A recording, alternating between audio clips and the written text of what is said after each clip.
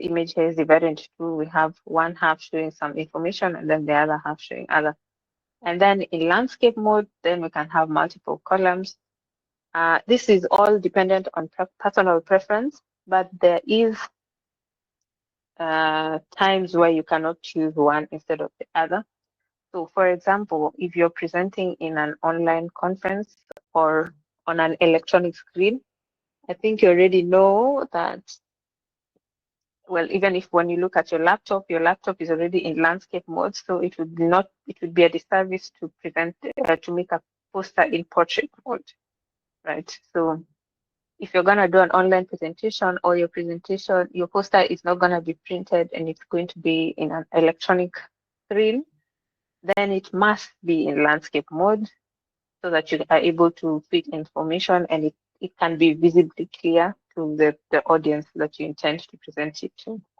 Unless, of course, the conference is going to use an electronic screen, but the screen is going to be rotated to portrait mode, then you can use a portrait poster. So just note this, if it's online, it must be landscape only. If it's in person, it can be either, just depending on preference and what you want to fit on your poster. One thing we should watch out for is page sizes. So when you're designing a poster, you want it to be printed on a physical paper. So if you don't select the correct page size as you're designing your poster, you're gonna end up with problems. So like if you just design your poster, usually your computer will optimize whatever is on the poster for an A4 printing. So if you're not careful, if you don't set the poster size to A1, A0, or A2, these are the page sizes. I think A0 is the largest. I'm not sure. We can Google that and find out. If the correct page size is not selected, then we end up with stuff like this. So, for example, this was a poster. This is a very unrelated poster, but you can see the poster it was designed on an A4 page, and after printing it, there's all these margins left. So you don't want to end up in a position like this where you have a poster, there's a whole page, and your poster is only forming part of it on the page. Or if it's fitting the whole page, then it's blurry because the image has been blown out.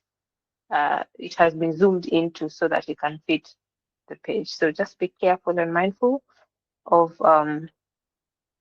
selecting the proper page size during your poster design. There's usually settings for this in all the software that you use. It's as simple as just Googling how to set the page size for your design, and you're able to change it quickly. So be mindful of the sizes. Okay. So now we have our scientific poster. We've designed it. We have put our ideas in a paper. We have what we think is a poster, a ready poster. Now we want to attend a conference with our poster. What do we expect?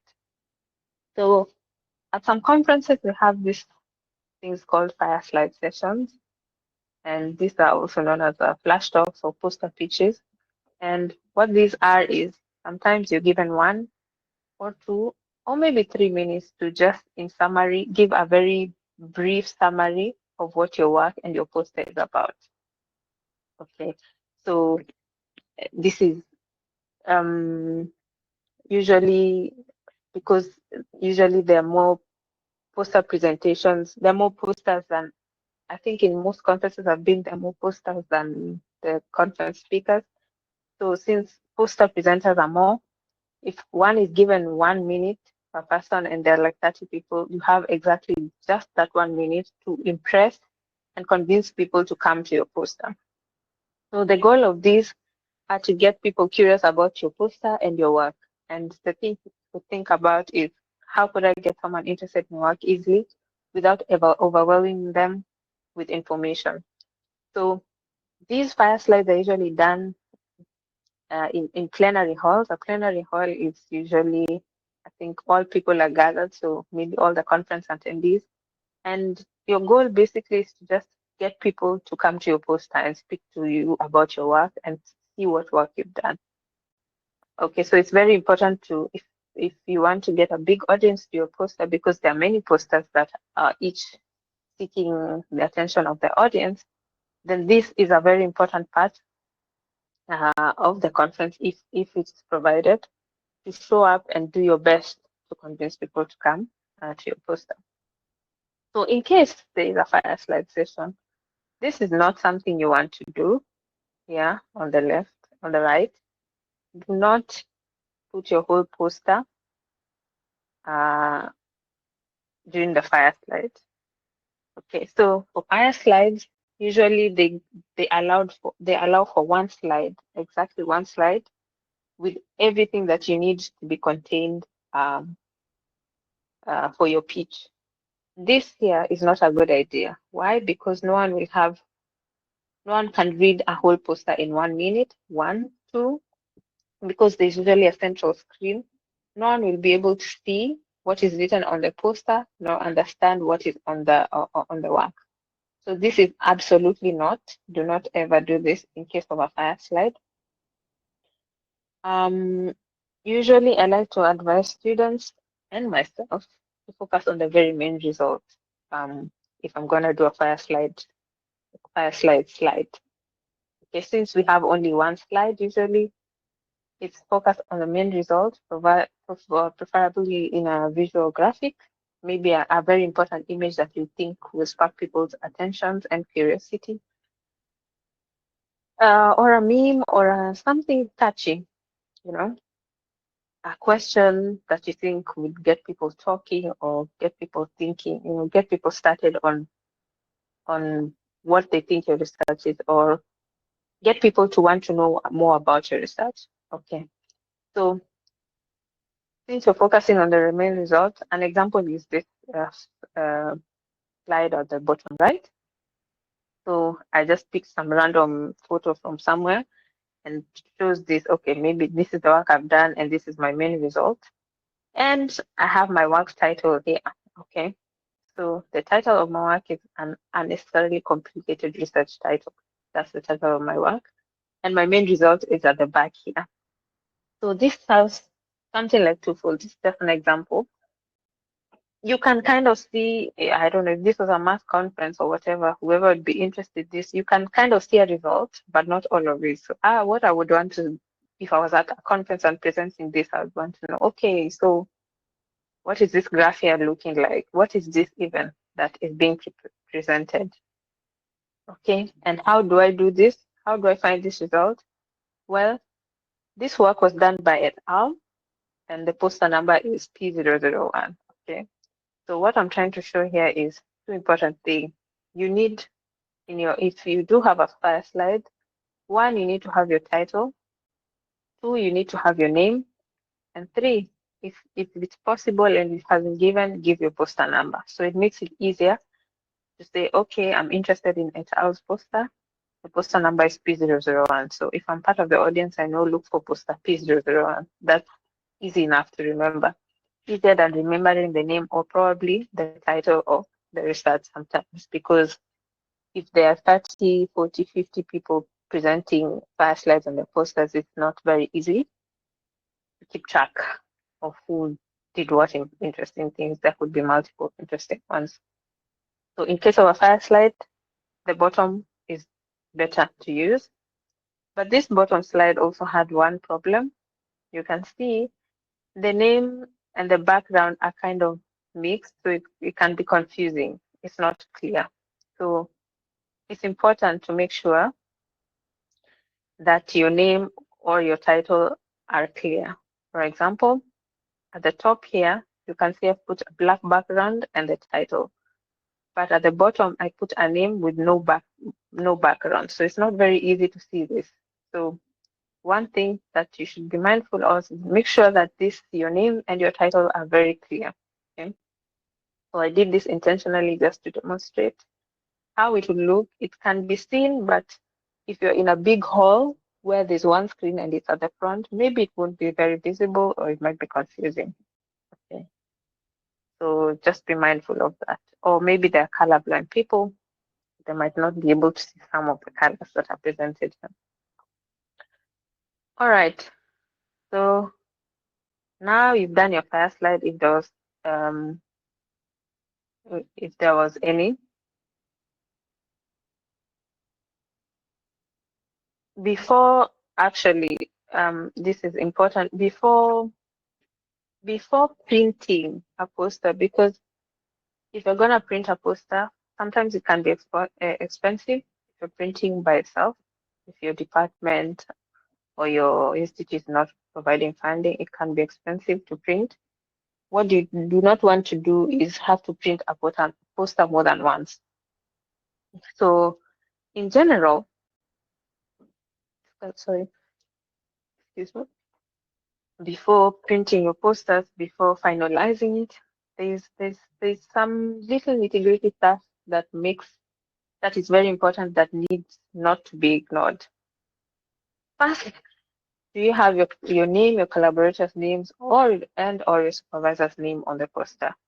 Because research is not done in isolation, it is important to acknowledge the people who have taken an active part in guiding your research. And of course, if you've done the work alone, then you're within your right to just have your name there. But if there have been people involved who have helped you, maybe in crafting the idea or developing it, or that kind of stuff, it is important to add them. Two, your affiliations and logos. When I started this presentation, I don't know if you noticed, I put the logos at the first page of my presentation. This is always important because at big conferences, there are people from sometimes all over the region or all over the world. It would help, even if they can't find you, they'll remember, okay, it was a student from Rhodes or someone affiliated with the Center for Astronomy Techniques and Technologies, and they will look for people from there, and they can get further information if they really want to see your work. Three, font sizes. This one is very important.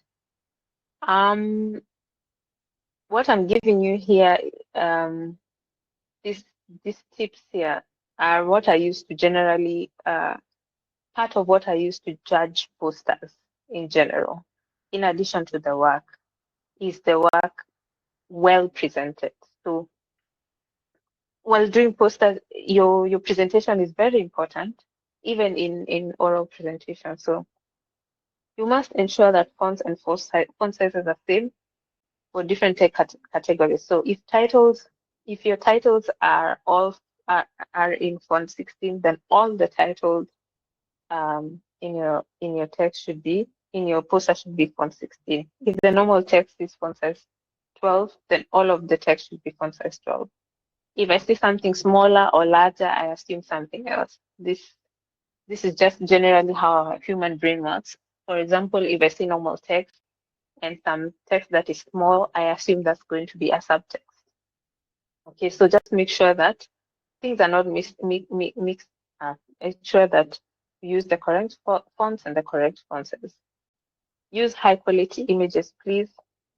Screenshots only when it's absolutely necessary if you cannot get the high quality images. Why? Because images look different when they're printed.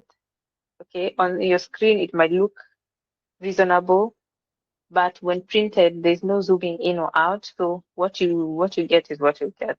So it is very important to use very high quality images. So when the poster is printed, then it retains the quality and things still remain visible. And this one, I cannot state it enough. Scale images uniformly. By uniform scaling, I mean, I think you have all come across pictures where if there's a photo of you and it's stretched badly, you look wider or you look taller and disproportionate.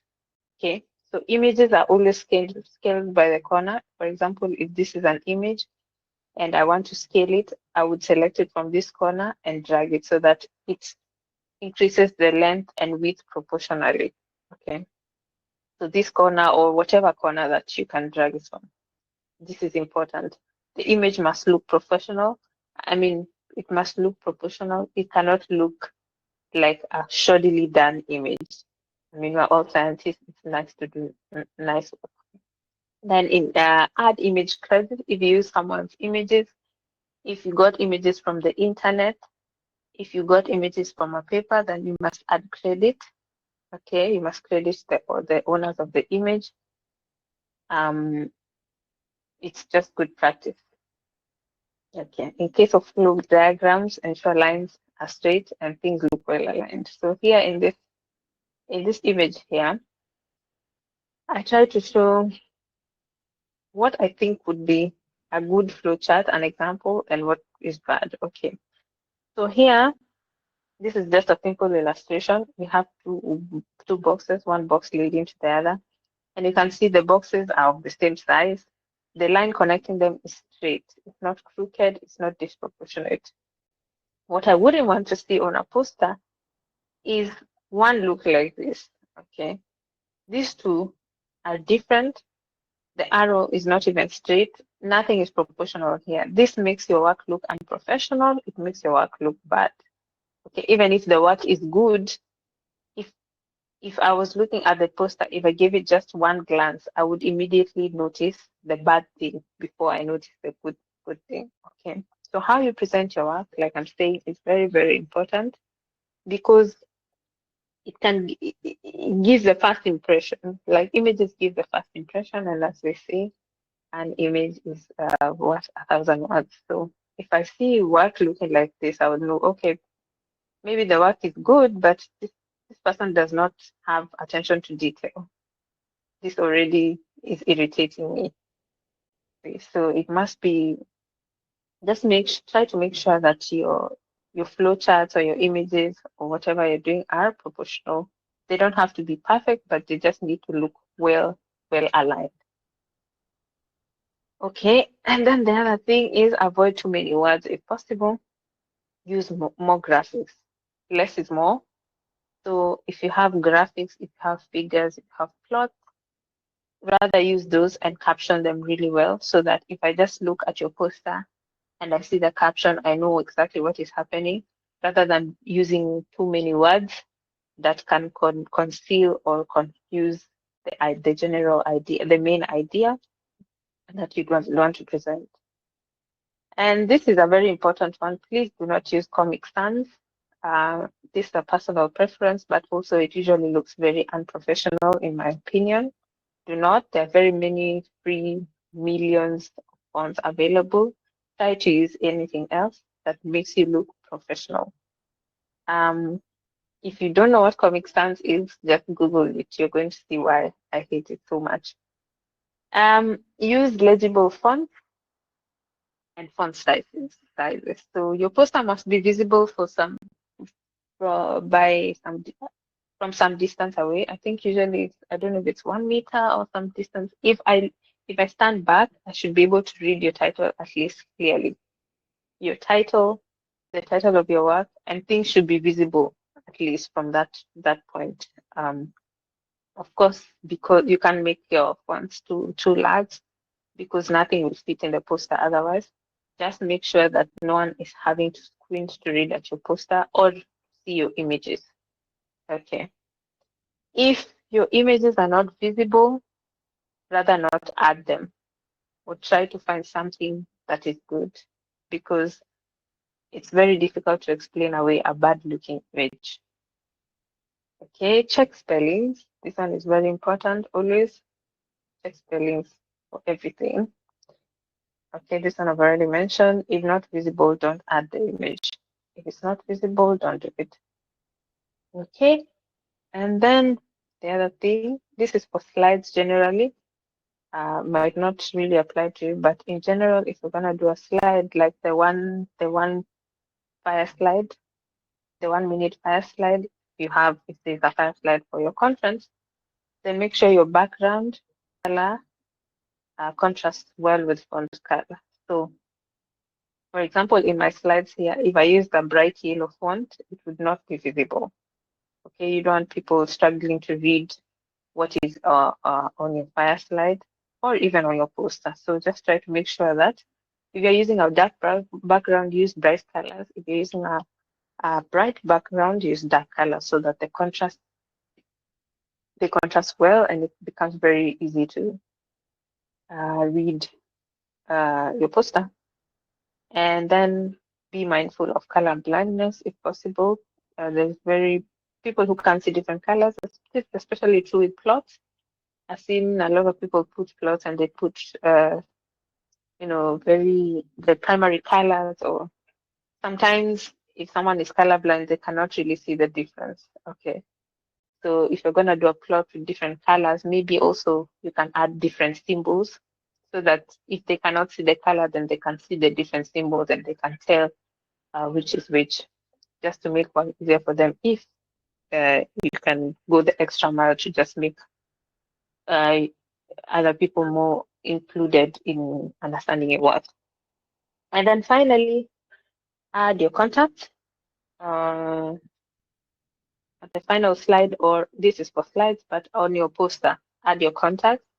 In case someone didn't have time to come to your poster or came to your poster when you were busy and they have more questions about your work, then they can contact you. I think I did already mention it that the contacts are added at the top there or at the bottom. It depends on where you want. I like adding mine at the top where we have the title and the authors, the affiliations. I like adding my contact there. Just in case anyone wants to reach out about my work. This is totally, you're free to do it however you want. You can add links to your web pages or your LinkedIn or whatever if you want people to discover you and move your work also. Okay, so some important things. Craft a narrative of your work. Make it coherent and logical. The story is yours to tell. Only you know the work you've done. Only you know what went wrong and what went right. You know the main result. You know what is important or what you think is important and what isn't. You don't have to present the parts that maybe you're not too confident in. So I advise presenting what you feel comfortable with, what you feel comfortable in presenting, and what will make you shine the most.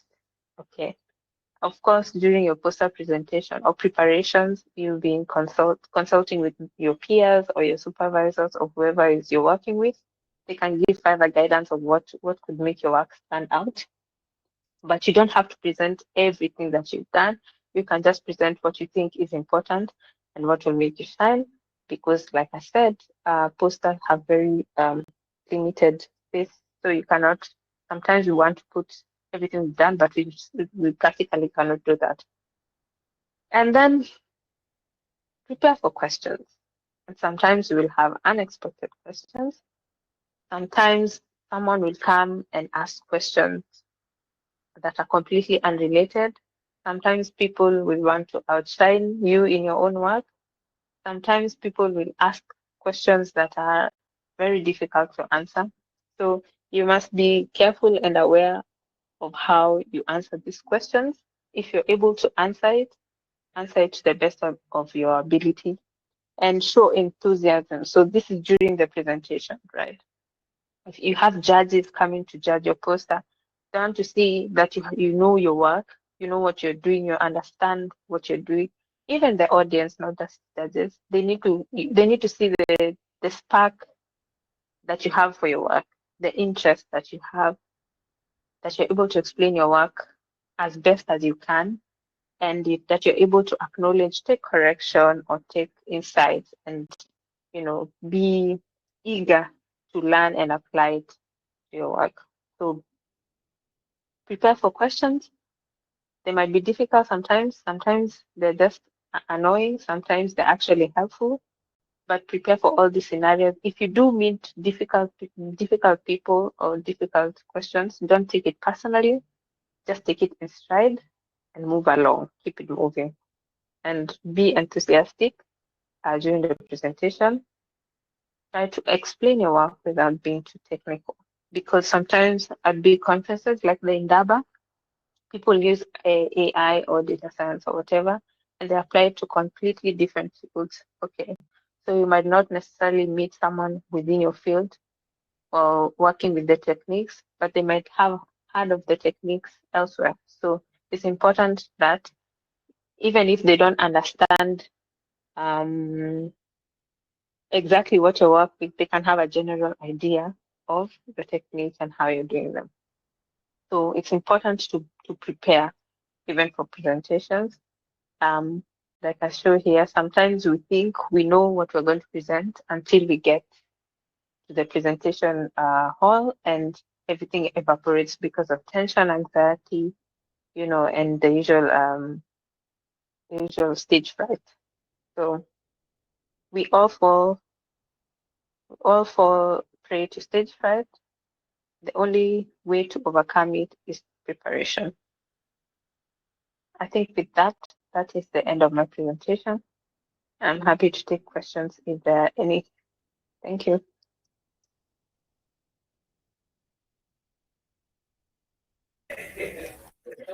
Thank you so much, Lexi. Please, we are opening the floor for questions, so feel free to ask your questions. Just raise your hand and we can proceed.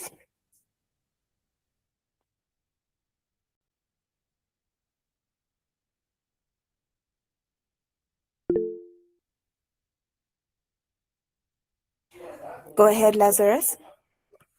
Hi, hope everyone's well. I just wanted to ask how strict the eligibility, rules are, because I saw that only last year undergraduates and master's students, etc., are allowed to do poster presentations, and I'm only in year 2, so I just wanted to ask if I can still proceed because I've scratched the surface a bit on what I'm interested in right now. So I just wanted to know if I can continue or not. Thank you. Kimberly, I think you'll take that one. Yes, I have one of my team members answer it. Geleto, may you please Okay. answer that one? Hi everyone. Lexi, thank you for your presentation. It was very insightful. To answer your question, Lazarus, the call is open for everyone. So the reason why we had targeted final year students and MSc and PhD students was that the assumption is that year 1s, 2, and 3 are still, figuring out their final year project. So while we do want those people to apply, it's still open for everyone to apply. So if you do have a research project that is AI related, like machine learning and the like, you are more than eligible to apply. Thank you. Okay, thank you, Lazarus. I hope that answers your question. Anyone else?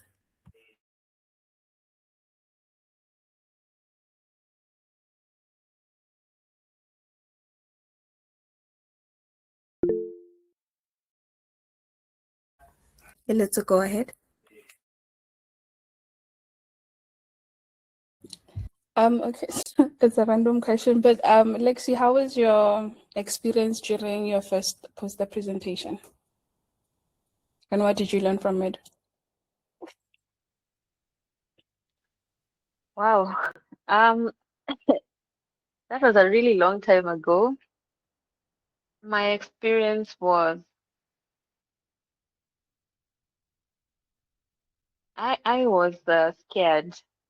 I think I was scared of looking silly because I did not think I understood my work very well enough to present it.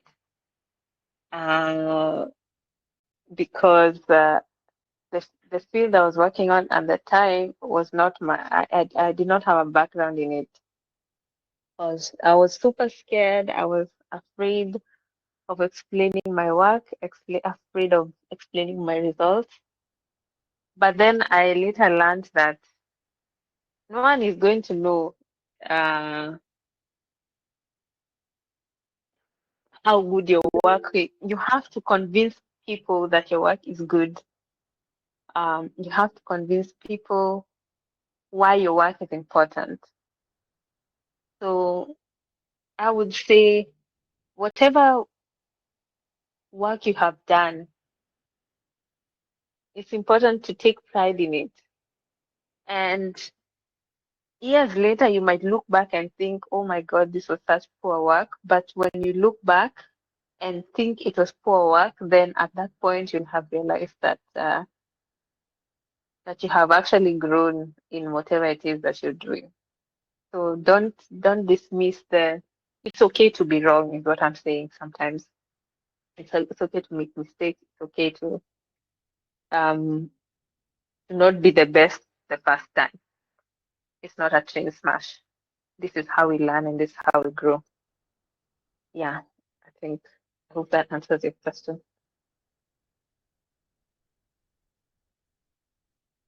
Mm. Thank you, Lexi, for that.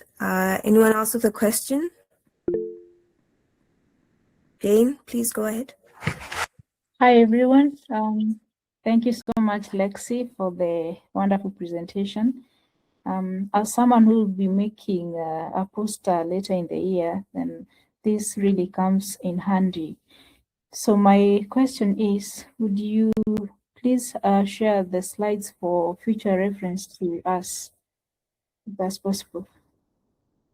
Yes, of course, I will. I will send it to the Kimberly, Robert, and Keleto, and they can share it with you guys.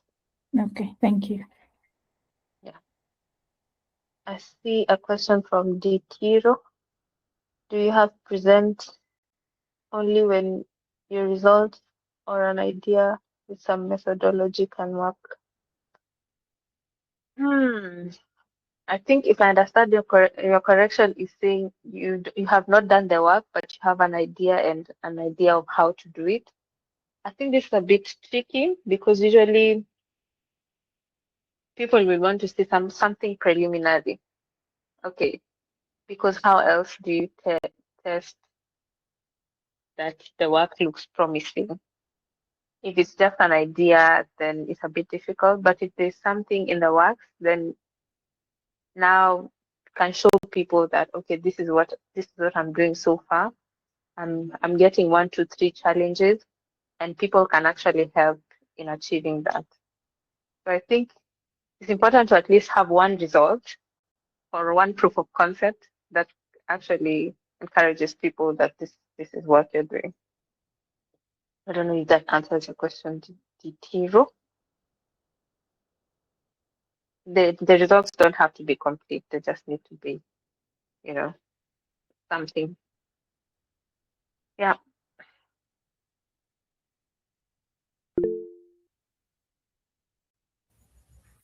You can go ahead, Keleto.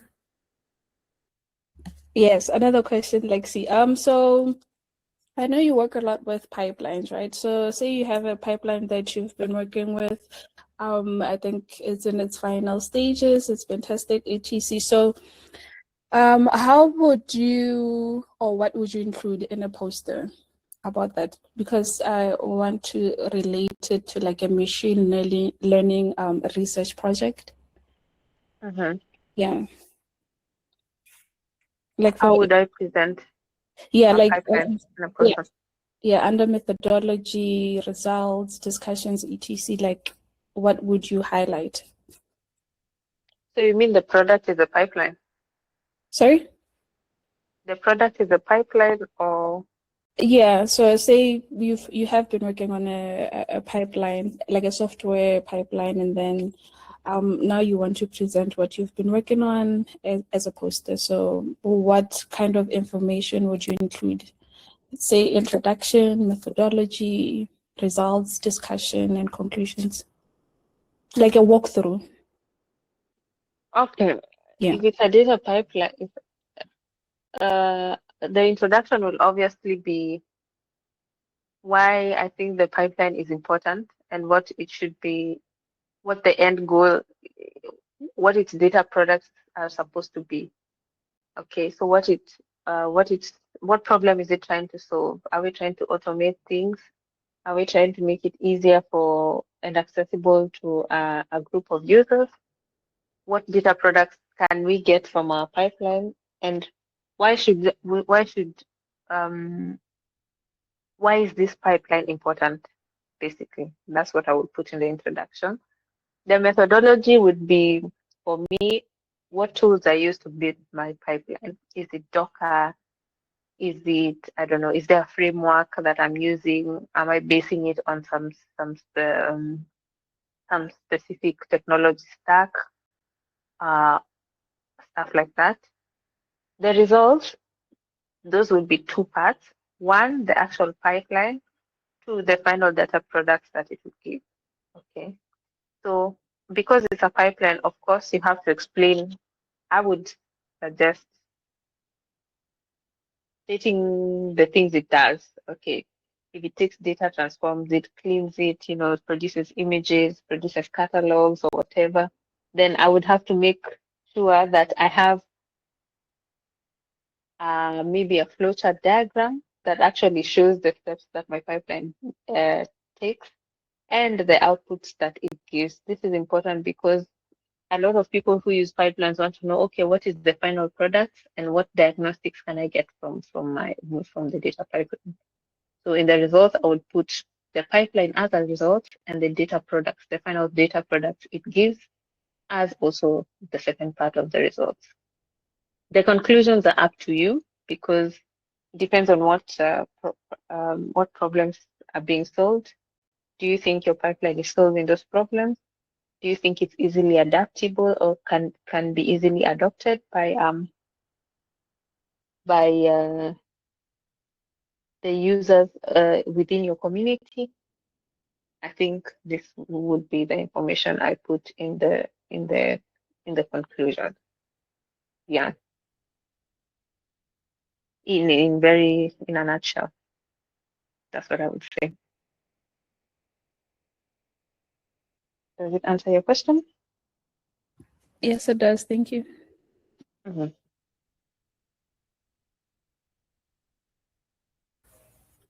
Any more questions, guys? Anyone? Feel free to ask questions, anything that you just need clarification on about the poster session. Orabile, please go ahead. Good evening, everyone. My name is Warabile. Thank you, Dr. Lacey, for the informative presentation. And my question is, like, for a technical engineering project that includes AI features, how can one balance technical details with simplicity so that both judges and non-technical visitors can understand the poster? Thank you. I think that's where the magic happens. So I would play it like this. At poster presentations, usually people stand by their poster and present what they have in the poster. So in the poster, I would put maybe just a bit of technical information in the poster, but during explanation, I would not explain using the technical part, the technical terms in the poster. I would explain it in very layman terms. So this works two ways. Whoever is reading your poster, if they understand the technical part of it, then they will understand the technical terms of the poster. Whoever does not understand the technical part of your poster can actually listen to you speak about your work in broken down terms. They don't need to know the nitty gritty technical details. They just need to know the overall work. Okay. So in short, what I'm suggesting is if you're going to be technical, put it on the poster, but during your actual presentation to your audience, then you must be as simple as possible without washing out the main idea.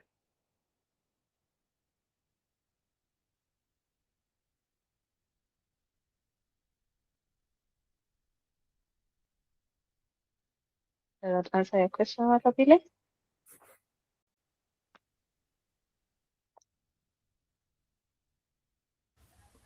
Yes, ma'am, it does answer my question.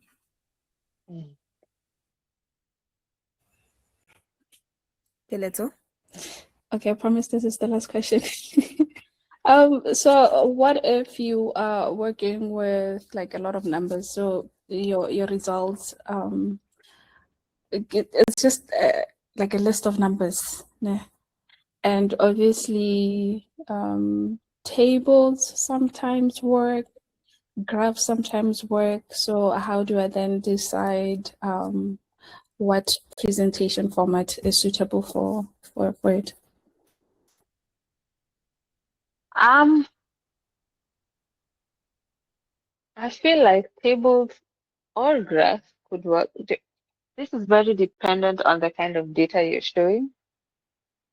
So if you're going to use tables, like I think in machine learning where they have, I don't know, well, if you're going to use tables and graphs, just make sure that there's a caption there that describes what they mean without necessarily needing context from the rest of the text. So the caption should be very descriptive of what is being looked at immediately. As to whether to use tables and graphs, I think this is entirely dependent on the kind of data that you're intending to present. Some data just works better with tables. Some data just works better with graphs. I think this is a very personal choice, or a choice between you and your supervisors. So I think that's a very difficult one for me to say, okay, use this and don't use this, because sometimes even graphs do not communicate clearly what you want to say. So I would say whatever you choose, just make sure that there's a caption that describes it. It is a self-contained image with its caption. That if someone is going to look at that image and that image only with this caption, they're going to know what is happening with the rest of the whatever is in the poster or the paper. That's what I would say. All right, thank you. You're welcome. Tahofazo, you can go ahead, and then Luis afterwards. Evening. I have two questions. One, are you able to share the judging criteria that you're going to be using on judging the poster abstracts that will be going forward to present at the INDABA-X? And where can we see previous INDABA-X poster presentations to get a feel for how it goes down? Thank you. I will let Keleto and Kimberly answer that.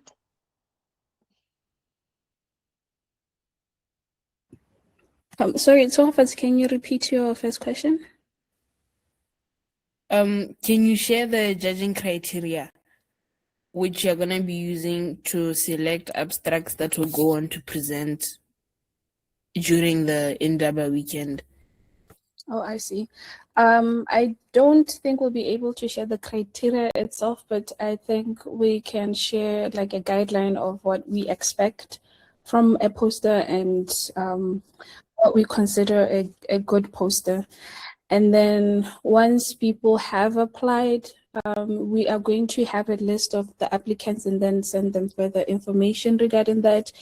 And in that email, we'll also share a template, a LaTeX template of a poster that is used by Indaba. So it doesn't necessarily mean that you follow that exact template, but it's just for inspiration. So I think we will add more information on a follow-up email after people have applied for the poster session.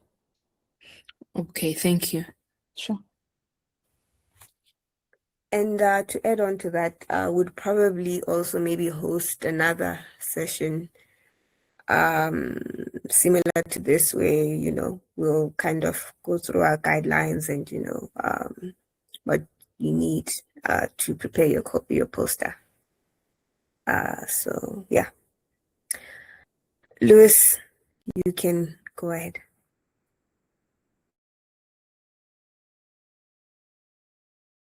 Sure.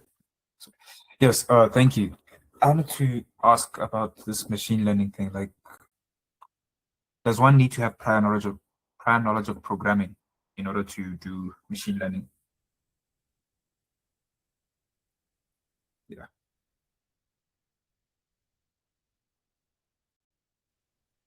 I'm going to answer it how I know. I think it's important to have a bit of programming knowledge, but I will let the people who work in machine learning answer that. I think Keleto, what do you think? Yes, so if you are like very new to like computer science, I would suggest that you start with like basic programming concepts, like your functions and stuff. Like you pick a programming language like Python, for example. Some people have used Java, which is totally not related to machine learning, but like as an example of programming languages, right?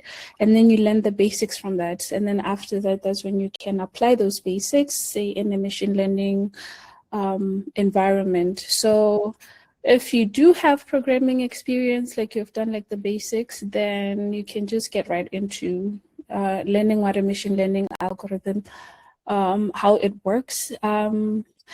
It's advantageous to also learn statistics because that's what you apply most when you use some of these inbuilt functions for machine learning.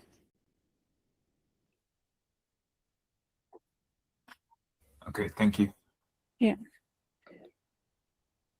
And there's a lot of material out there, you know, YouTube, so on and so forth, where you can just go through those videos and get a step-by-step video explaining how to build a model and so on and so forth. So the first thing you should do, like Keleta said, is select a programming language, whether Python, and then, or any other programming language, and then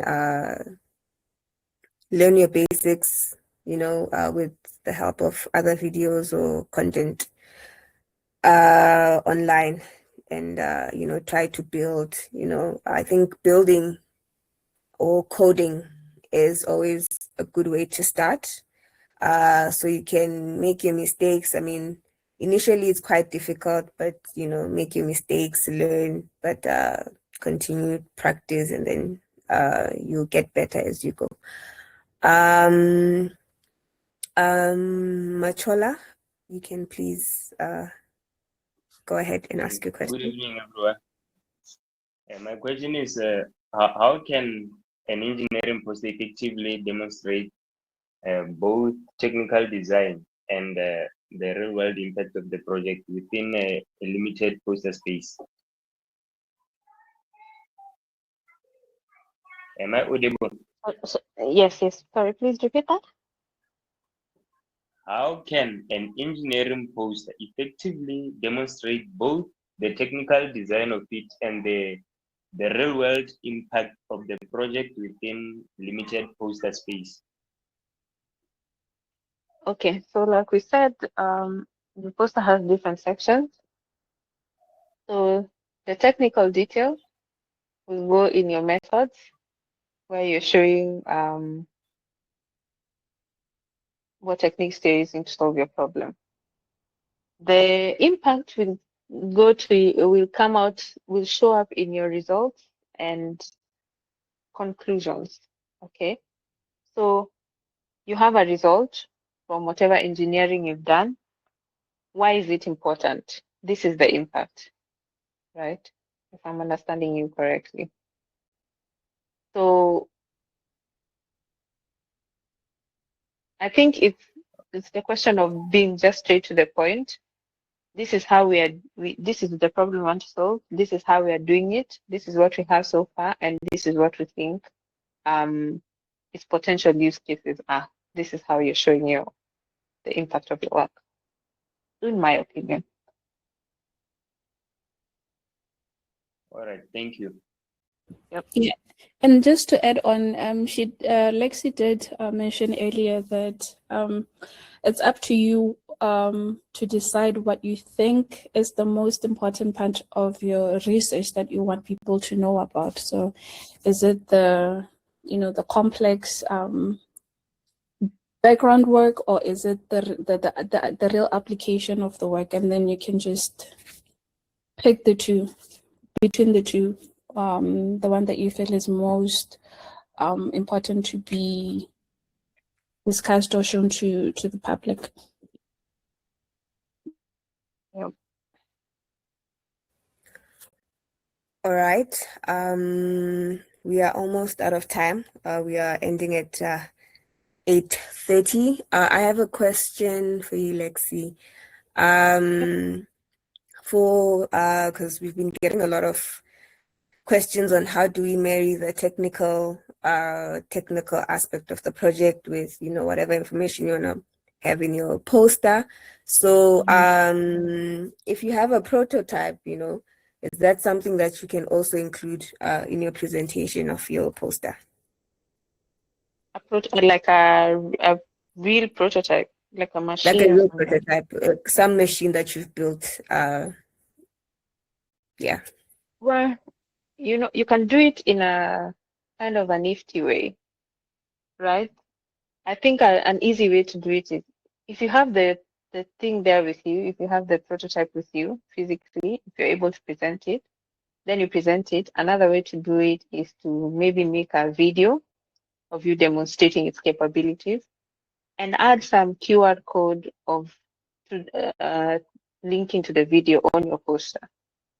So someone can read your poster and see, okay, this person has developed a prototype. If I open this link, then they can show more. So this is kind of used almost like stealing time, because then in your video you can explain and talk as much as you want about your product. So I would do it like that if I had a prototype. Okay, thank you. So for those who also have a prototype, now you have, a way to kind of include that during your poster presentation. Machola, is that an old hand? Or do you have another question? No, that's an old one. All right. So yeah, in summary, the call for participation is out. I have sent it in the chat, so everyone can just go on this link and apply, right? And to reiterate again that the call is open for everyone, right? So if you have any work that you're doing in the field of AI or machine learning, feel free to apply and then we'll communicate further on the next steps, right? So I hope this session was very informative, and for those who've not presented a poster before, you have an idea. I believe Jane said she'll be presenting a poster sometime this year.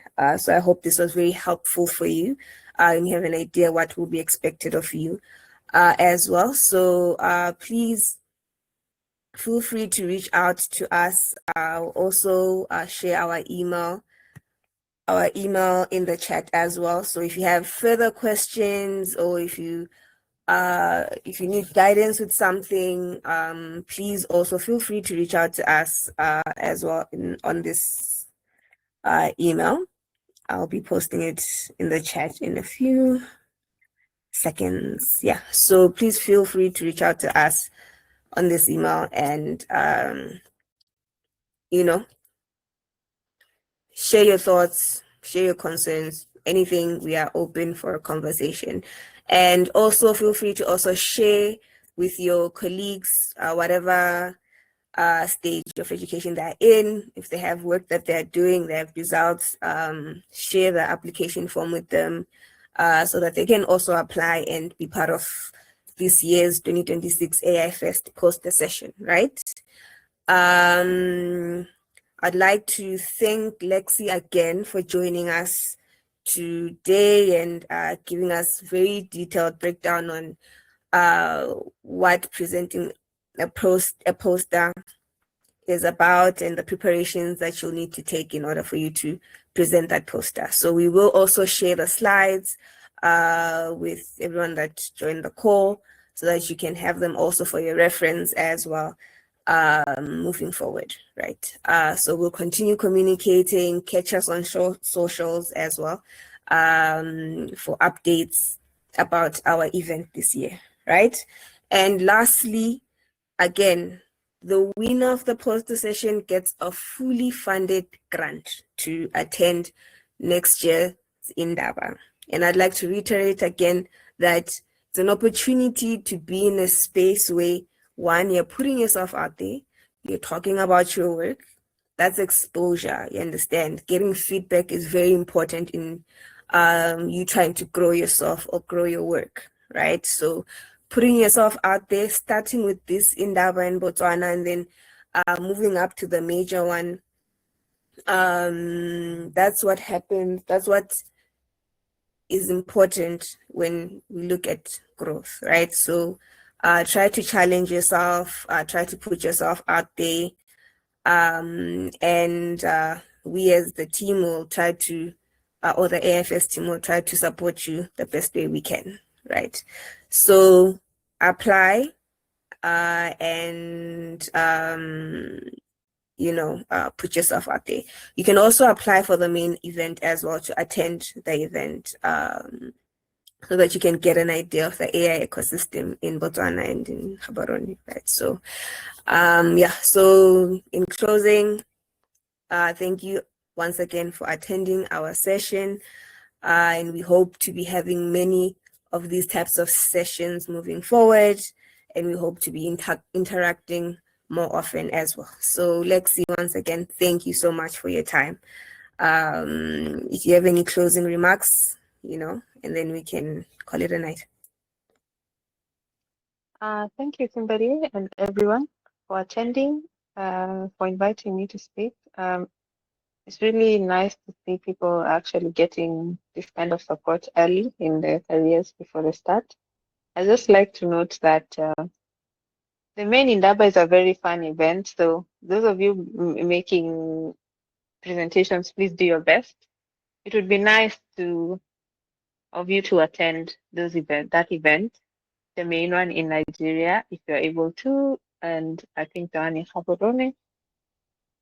It's a good place to learn, like somebody said. So I look forward to hearing good success stories from you guys. Yeah, thank you very much.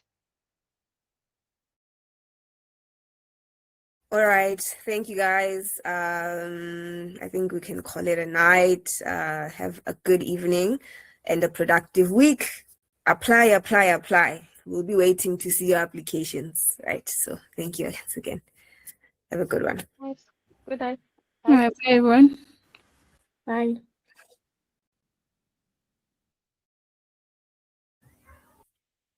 Goodbye.